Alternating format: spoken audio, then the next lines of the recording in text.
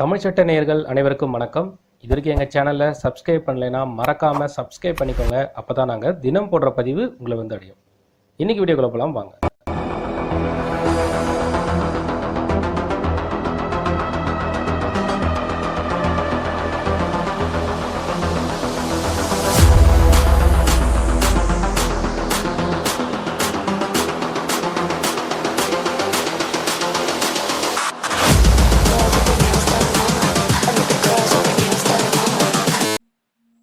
ரெண்டு தரப்பினர் மோதல்ல ஈடுபடுறாங்க. அப்போ கண்டிப்பா ஒரு பார்ட்டிக்கு இன்ஜூரி ஏற்படும். அதர் பார்ட்டியை மேலே எஃப்ஐஆர் போடுவாங்க, கைது செய்வாங்க. ஸோ இந்த கிரிமினல் ஆக்ஷன் நடந்துட்டு இருக்கும், லீகல் ஆக்ஷன். இப்போ சாட்சியோட முக்கியத்துவம் ரொம்ப இம்பார்ட்டன்ட். பிகாஸ் யாருக்கு அந்த தண்டனையை வாங்கி தர போறாங்க, யார் அந்த இதில் தவறு செஞ்சிருக்காங்க, அந்த தண்டனையை கன்ஃபார்ம் பண்ணுறதுக்கு சாட்சி ரொம்ப அவசியம். அப்போ இங்கே கொஷின் என்னன்னா, ஒரு இடத்துல ரெண்டு தரப்பினரும் சண்டை போடும்போது காமனான இருக்கக்கூடிய இண்டிவிஜுவல் விட்னஸ் கிடையாது. அப்படி இருக்கும் பட்சத்தில் யாரோட விட்னஸ்க்கு இம்பார்ட்டன்ஸ் அதிகம். ஏற்கனவே இந்த மாதிரி ஒரு வழக்குகள், அதாவது அடிதடி வழக்குகளாக இருக்கட்டும், இல்லை ரெண்டு தரப்பினர் வெவ்வேறு தரப்பினர் ஏற்பட்ட மோதல்கள், இல்லை தற்சமையில ஏற்பட்ட சடனா ஒரு இன்சிடென்ட் நடக்கும். அதுல தன்னை அறியாமையே சண்டையில ஈடுபட்டிருப்பாங்க. கண்டிப்பா அதுல ரெண்டு தரப்பினர் இருப்பாங்க. அப்போ அவங்கள யாரோட சாட்சி இம்பார்ட்டன்ட், யார் அந்த சாட்சிகள் நீதிமன்றம் ஏற்றுக்கொள்ள போகுது. இந்த கொஸ்டின் எப்படி ரைஸ் ஆயிருக்குன்னா, நம்ம கமெண்ட் செக்ஷன்ல ஏற்கனவே இந்த மாதிரி வழக்குகள் இருக்கக்கூடிய நபர்கள் கேஸ் ஸ்டில் கோர்ட்ல அண்டர் ட்ரையல்ல இருக்கும். அப்போ இதுக்கான பாயிண்ட்ஸ் வேணும். நாங்க இன்ஜூரி ஆகி ரெக்கவர் ஆகி வந்திருக்கோம். நாங்கள் அந்த சண்டையில் ஈடுபடலை. பட் கோர்ட்டில் நாங்களும் குற்றவாளியாக நிற்கிறோம். பட் அதிலிருந்து நாங்கள் தப்பிக்கிறதுக்கு என்ன மாதிரியான ஆதாரங்கள், இதற்கு ஏதேனும் ஜட்ஜ்மெண்ட் இருக்கா? இந்த மாதிரியான கேள்விகள் வெவ்வேறு ஸ்டேஜஸ் ஆன கேள்விகள். அதாவது ஒரே மாதிரியான கொஷின்ஸ் கிடையாது, வேற வேற மாதிரி. ஸோ காமனாக நான் ஒரு ஜட்ஜ்மெண்ட்டை பற்றி இந்த வீடியோவில் பார்க்க போகிறோம். ஸோ இந்த பர்டிகுலர் ஜட்ஜ்மெண்ட்ல இதே மாதிரியான ஒரு சம்பவம் நடக்குது. ரெண்டு தரப்பினர் மோதலில் ஈடுபடுறாங்க. அப்போ அந்த சாட்சிகள்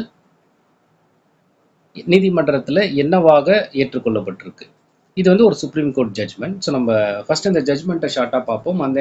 அந்த ஜட்ஜ்மெண்ட்டை பார்த்ததுக்கு அப்புறம் வழக்கு எந்த மாதிரி கோணத்தில் இருந்தால் எப்படி நீங்கள் உங்களுக்கு இதை அடாப்ட் பண்ண முடியுமான்றதை ஷார்ட்டாக பார்க்கலாம். ஃபர்ஸ்ட் ஜட்ஜ்மெண்ட் நம்ம பார்க்கக்கூடிய இந்த ஜட்ஜ்மெண்ட் பார்த்தீங்கன்னா, சடனாக ஒரு ரோட்டில் ரெண்டு நபர்கள் எதிரெதிரே வெஹிக்கிளில் மோதிக்கிறாங்க.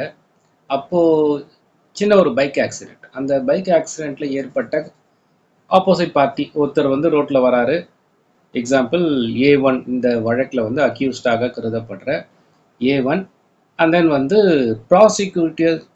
ப்ராசிக்யூஷன் சைடில் வரக்கூடிய PW1 மற்றும் 4 தரப்பினர் விட்னஸ், அவங்களுடைய ஃபாதர் அண்ட் மதர். அதே மாதிரி அக்யூஸ் சைட்லேயும் 4 பேர் வராங்க அக்யூஸ் சைடாக. அவங்களும் A1 to A5 5 விதமான அக்யூஸ்டாக நீதிமன்றத்தில் வழக்கில் பதிவு செய்யப்படுறாங்க. இங்கே என்ன நடந்தது பார்த்தீங்கன்னா, அக்யூஸ்டாக சொல்லக்கூடிய நபரும் ஆப்போசிட்டில் விக்டிமான நபரும் ரெண்டு பேரும் நேரில் வரும்போது எதிர்பாராத விதமாக ஆக்சிடென்ட் ஏற்படுது. சின்ன மைனர் ஆக்சிடென்ட் தான், மண்டையில் அவருக்கு அடிப்படுது. இதை பார்த்த அந்த நபர் ரெண்டு பேரும் வாக்குவாதத்தில் ஈடுபடுறாங்க. கொஞ்ச நேரத்தில் இவர் ஃபோன் பண்ணுறாரு, அவங்க ஃபாதர் அண்ட் மதர் எல்லாம் வராங்க. ஆப்போசிட் பார்ட்டியை அவங்களுடைய அண்ணன் தம்பி, அவங்கள ரிலேட்டிவ்ஸ் எல்லாமே வராங்க. இப்போ இங்கே என்ன நடக்குதுன்னா, காமனாக ரெண்டு பேர் தரப்பினரும் ஒருத்தர் கெட்ட வார்த்தைகளை திட்டுறாங்க. அண்ட் தென் ஃபாலோடு பை ஒருத்தர் அடிக்க ஆரம்பிக்கிறாங்க. இந்த சண்டை பெருசாகி இன்ஜூரி பலமாக ஏற்படுது. யாருக்குன்னு பார்த்தீங்கன்னா, அந்த ஆக்சிடெண்ட்டில் காயம் ஏற்பட்ட நபருக்கு, அவங்களுடைய ஃபேமிலிக்கும் இன்ஜூரி அதிகமாக ஏற்படுது. ஹாஸ்பிட்டலில் அட்மிட் பண்ணுறாங்க. அதில் ஒருத்தர் இறந்துடுறாங்க. இப்போ இறந்தவொடனே இந்த இஷ்யூ ரொம்ப சீரியஸ் ஆகப்படுது. ஆப்போசிட் பார்ட்டியான அக்யூஸ்டு மேலே 34 சொல்லக்கூடிய கூட்டு முயற்சியாக செய்து ஒருத்தர் மேலே காமன் இன்டென்ஷன்ல ஆட்கள் கூடி ஒரு நபரை வந்து தாக்குறாங்க. இந்த வழக்கு வந்து 34. அண்ட் தென் வந்து மர்டர் பண்ணிருக்கனால 302, அட்டம் டு மர்டர் 307. ஸோ இந்த மாதிரியான 4 வகையான செக்ஷன்ஸ்ல எஃப்ஐஆர் வந்து போடப்படுகிறது. இப்போ இந்த வழக்குல அந்த ட்ரையல் நீதிமன்றம் அவங்க 4 பேருக்கும், அக்யூஸ்டாக இருக்க 4 பேருக்கும் லைஃப் இம்ப்ரிசன்மெண்ட் வந்து கொடுக்குறாங்க. இப்போ அந்த பாதிக்கப்பட்ட நபர்கள் கண்டிப்பா மேல்முறையீடு போவாங்க இல்லையா, அவங்க லைஃப் இம்ப்ரிசன்மெண்ட் இருக்கிறதுனால ஃபாலோடு பை ஹைகோர்ட் வருது. ஹைகோர்ட்லேயும் கீழமை நீதிமன்றத்தில் கொடுத்த அதே மேட்டரை வந்து உறுதி செய்கிறாங்க. அண்ட் தென் இந்த வழக்கு சுப்ரீம் கோர்ட்டுக்கு வருது. சுப்ரீம் கோர்ட்டில் இதை ரிலீஃப் பண்ண சொல்லி இந்த வழக்கு சுப்ரீம் கோர்ட் வருது. இப்போ இந்த வழக்கோட டிஃபென்ஸ் என்னன்னு பார்ப்போம். எதற்காக இந்த விட்னஸோட இம்பார்ட்டன்ஸ். டிஃபென்ஸ் கவுன்சில் அக்யூஸ் சைட்ல இருந்து வரக்கூடிய நபர் என்ன சொல்றாங்க, இந்த வழக்கில் 34 செக்ஷன் வந்து நீங்க பதிவு செஞ்சிருக்கீங்க. அந்த செக்ஷன் வந்து ஒரு 4 பேர் சேர்ந்து இல்லை கூட்டு முயற்சியாக நபர்கள் சேர்ந்து ஒரு காமன் இன்டென்ஷன், ஒரு நோக்கத்தை வந்து கிரியேட் பண்ணி அந்த நோக்கத்துக்காக வேலை செய்து அவங்கள தாக்கி இருந்தால்தான் இந்த இது வந்து செல்லும். இங்க வந்து ஒரு ஆக்சிடென்ட் நடக்குது, இமீடியட்டா 2 பேர் தரப்பினர் வந்து அடிச்சுக்கிறாங்க. அப்போ வந்து இந்த மோதல்ல ஏற்படும் போது இந்த எஃப்ஐஆர்ல போடப்பட்டிருக்க இந்த செக்ஷன் வந்து இன்வேலிட் அப்படின்னு சொல்லி வாதாடுறாங்க. அண்ட் தென் சடனா இந்த சண்டை நடக்கும்போது ஏற்பட்ட காயத்தினால ஒரு நபர் இறக்குறாரு. அப்ப இது கொலை முயற்சி கிடையாது, இது கொலையும் கிடையாது. 307 அட்டம் டு மர்டர். சண்டை வந்து ஒரு சடனா நடக்கும்போது நாங்க எந்த ஒரு பிளானுமே பண்ணல என்னோட அக்யூஸ். ஸோ 307க்கு இதுல எந்த ஒரு இன்டென்ஷனுமே கிடையாது அப்படின்னு சொல்லி இந்த வாதங்களை வந்து முன்வைக்கிறாங்க. இப்போ கோர்ட்டோட அப்சர்வேஷன். ஸோ இப்போ வந்து இந்த வழக்கில் என்ன இம்பார்ட்டண்ட்டாக பார்க்குறோன்னா,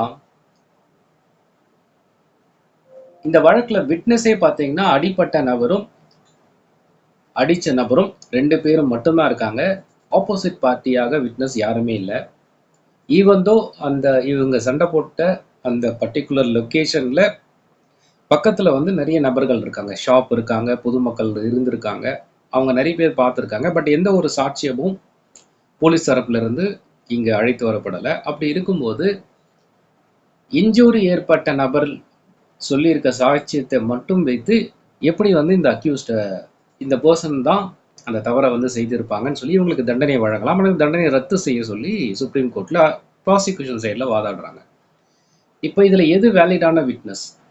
ஸோ கோர்ட் வந்து அப்சர்வ் பண்ணுறாங்க supreme court. So first supreme court என்ன சொல்கிறாங்கன்னா இந்த வழக்கில் செக்ஷன் 34 ஒரு காமன் இன்டென்ஷன் இதில் பொருந்துமான்னு கேட்டால் பொருந்தும்னு சொல்கிறாங்க. ஏன்னு பார்த்தீங்கன்னா ஒரு காமன் இன்டென்ஷனில் யாருமே வந்து முன்கூட்டியே யோசித்து அதை வந்து செய்யணுன்ற அவசியம் கிடையாது. ஒரு இடத்துல ஆக்சிடென்ட் நடக்குது, சடனாக 2 தரப்பினரோட அவங்களுக்கு உரிமை உள்ள ஆட்களோ இல்லை அவங்களுக்கு சப்போர்ட் பண்ணுற பர்சனோ வராங்க. அந்த கேங் வந்து ஒரு இடத்துல சண்டை போடுறாங்க.